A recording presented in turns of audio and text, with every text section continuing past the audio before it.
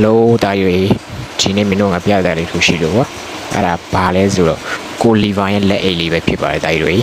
မင်းတို့တော့မသိဘူးကွာငါတစ်တော်ထဲမှာတော့ကိုလီဗန်လက်ဒါတွေပဲတက်နေလို့ငါလည်း version 2 လေးလိုချင်တာနဲ့တော့မှားလိုက်တာကွာဒီဟာ version 2တော့大约ဒီလားသူ version 2နဲ့ version 1နဲ့ဘာကွာလဲဆိုတော့ကွာ version 2ကချုပ်ရိုးလေးနည်းနည်းအပေါ်လေးကိုရောက်သွားတယ်ဒီစာရွက်လေးကတော့ဘာညာပေါ့ကွာကဲလက်အိတ်လေးရပြီဆိုတော့စွတ်ကြည့်လိုက်အောင်大约လက်အိတ်ကိုပြောနော်သူကလက်အိတ်ကဝေးလိုက်တာနဲ့ကွာလုံးဝအသားတိုင်းပဲအသားမှကတ်သွားတာလက်အိတ်ဝေးထားလဲတော့မထင်ရဘူးကဲလက်အိတ်လေးလည်းဝေးပြီးပါဆိုတော့ဆန်းစောကြည့်လိုက်မယ်大约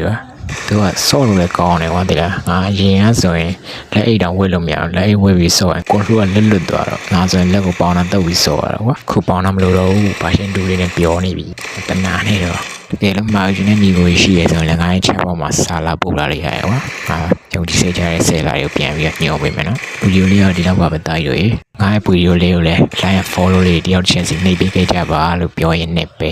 အားလုံးနှုတ်ဆက်လိုက်ပါတယ်နောက်ဗီဒီယိုမှာပြန်တွေ့မယ်တားရည် bye bye